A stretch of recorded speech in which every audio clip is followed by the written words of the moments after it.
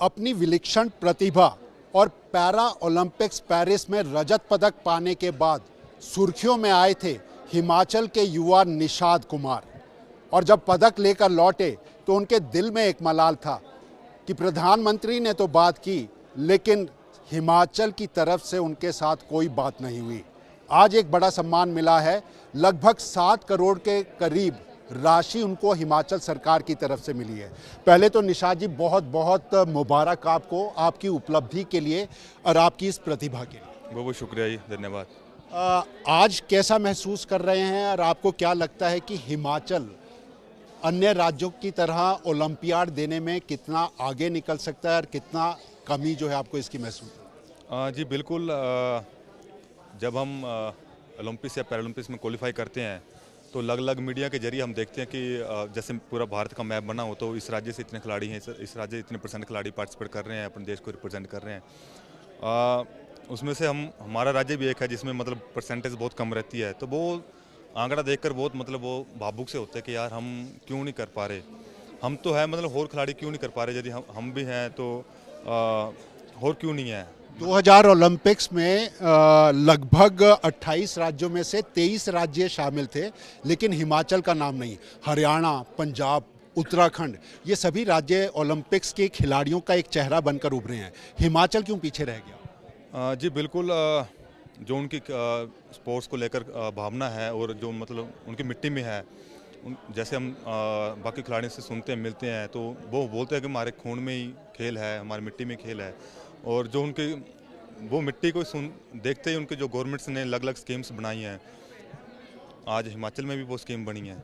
आज नहीं, 2 साल हो गए स्कीम्स को बनी हुई। और लगता है फर्क पड़ेगा? जी बिल्कुल, क्यों नहीं, 100% फर्क पड़ेगा। आप देखना आगे 28 और 32, 36 ओलंपिक्स में देखना आप कैसे धड़ाधड़ हिमाचल के नौजवान पार्टिसिपेट करते हैं और मेडल भी झड़केंगे उसमें। क्या वजह पीछे लगती है? जी वजह देखो, एक तो नशा है। नशा बहुत बहुत युवा नशे से जुड़ा हुआ है, क्योंकि नशा उनको इजीली मिल जाता है।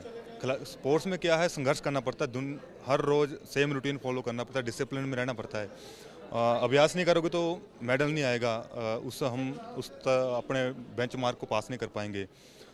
यही एक वजह अभी ये तो दूर कर दी है, वजह नहीं रही है। जैसे अभी इतनी बड़ी स्पोर्ट्स पॉलिसी बनी है हमारी प्रदेश में, तो डेफिनेटली आने वाले समय में इसका बहुत ही बेनिफिट मिलेगा। आज जब 7 करोड़ ओलंपियाड जैसे खेल में और वो भी पैरालंपिक्स जैसे खेल में मिले, तो किस तरह का महसूस कर रहे हैं और कितना फ़र्क ये डाले? जी बिल्कुल।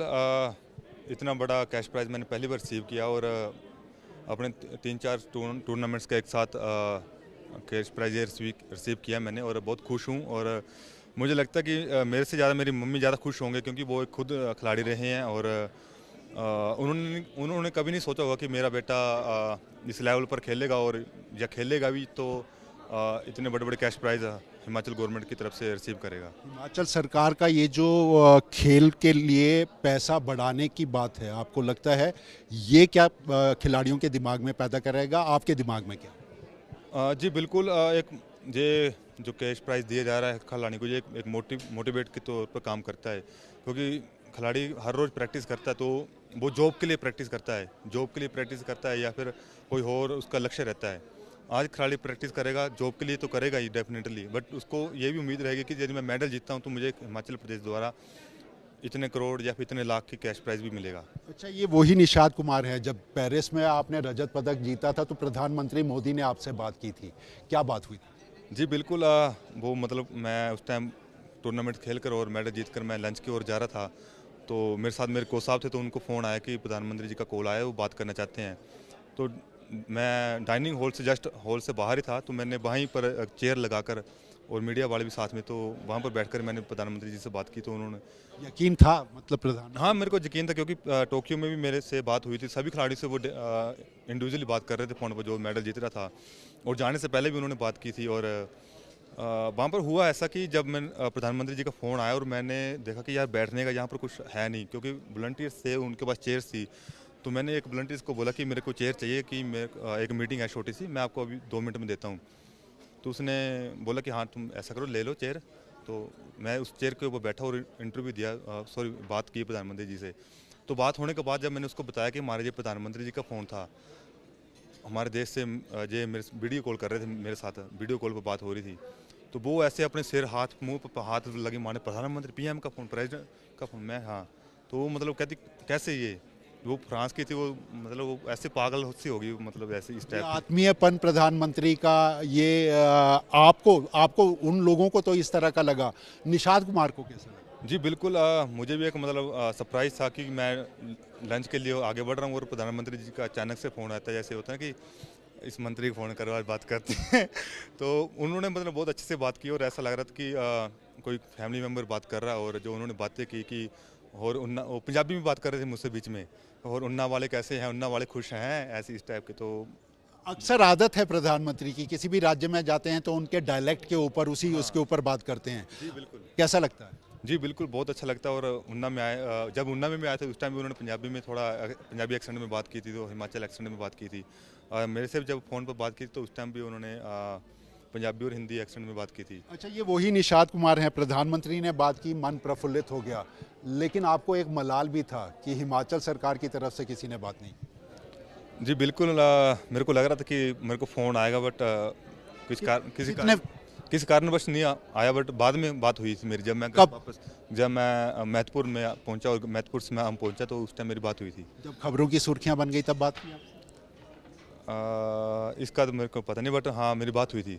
अच्छा, आज आपको जो ये पुरस्कार मिला है, कैसा महसूस कर रहे हैं, और अब आप सुखविंदर सिंह सरकार को क्या कहेंगे? मैं सर को धन्यवाद कहूँगा, और पूरे प्रदेश की ओर से और पूरे हिमाचल के जो खिलाड़ी हैं उनकी तरफ से मैं सर को धन्यवाद करूँगा कि खिलाड़ी मेडल के लिए तो मेहनत करते ही हैं, अपने देश के लिए मेहनत करते, अपने प्रदेश के लिए मेहनत करते, अपने नाम के लिए, अपने प्रदेश के नाम के लिए मेहनत करते, कि आज हम हिमाचल से इस छोटे से कस्बे से उठकर यहाँ इस लेवल तक पहुँचे, या ग्लोबल में हम पार्टिसिपेट कर रहे हैं।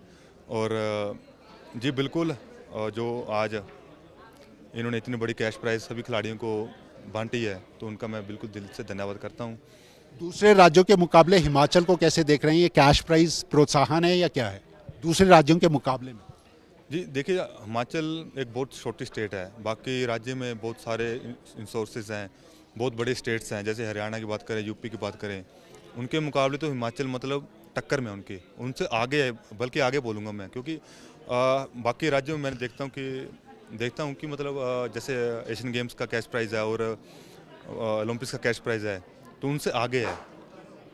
तो हिमाचल डेफिनेटली आगे हो, क्योंकि हिमाचल एक छोटी स्टेट है, इतने रिसोर्सेज नहीं है। ओलंपियाड्स मिलेंगे अब, क्योंकि 2024 में सिर्फ 23 राज्यों में हिमाचल कहीं शुमार नहीं था, उत्तराखंड था, हरियाणा था, पंजाब था। हिमाचल के भी ओलंपियाड्स निकलेंगे, आपको उम्मीद? जी बिल्कुल निकलेंगे, और डेफिनेटली क्योंकि जिस हिसाब से सीएम साहब ने बताया और हमारे खेल मंत्री जी ने बताया कि खिलाड़ियों की डाइट बढ़ा दी गई है, जो 200 किलोमीटर से ज़्यादा जाएगा उसको एयर टिकट मिलेगी। खिलाड़ी को और क्या चाहिए, ये डाइट और फैसिलिटीज़ चाहिए बस, डेफिनेटली निकलेंगे खिलाड़ी। ओलंपिक खेल एक ऐसा खेल है कि ये एक साल में या फिर 2 साल में खिलाड़ी तैयार होकर, ऐसा नहीं कि आज इतना बड़ा कैश प्राइज़ दिया या फिर आने वाले एल ओलंपिक्स में 10 खिलाड़ी हिमाचल से पार्टिसिपेट करेंगे, ऐसा नहीं है। एक स्टेप बाय स्टेप है, जैसे अभी सीएम साहब भी बता रहे कि स्टेप बाय स्टेप है, राजनीति में भी स्टेप बाय स्टेप है, तो स्पोर्ट्स में तो स्टेप बाय स्टेप है। तो खिलाड़ी जैसे 100 खिलाड़ी इधर खड़ा है, तो 100 में से 5 खिलाड़ी ही जो है, जो मतलब उस लेवल तक पहुंच पाएंगे।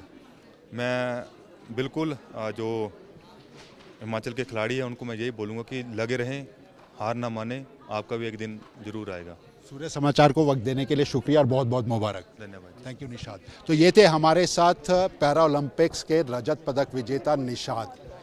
हिमाचल भले ही आज उन 2024 के ओलंपियाड देशों में शामिल नहीं हैं यहाँ के खिलाड़ी, लेकिन आने वाला वक्त हिमाचल का इन ओलंपियाड के भीतर भी अपने युवा खिलाड़ियों के चेहरों को देख सकता है। ये उम्मीद न केवल निषाद कुमार को है, बल्कि मुख्यमंत्री हिमाचल प्रदेश ने जिस तरह से पुरस्कार राशि को बढ़ाया है, वो कहीं ना कहीं एक फ्यूल के रूप में काम कर सकती है। ये दावा आज के खिलाड़ी जिनको पुरस्कार मिले हैं उनका है। कैमरामैन सुभाष के साथ अरुण उनियाल, सूर्य समाचार, शिमला।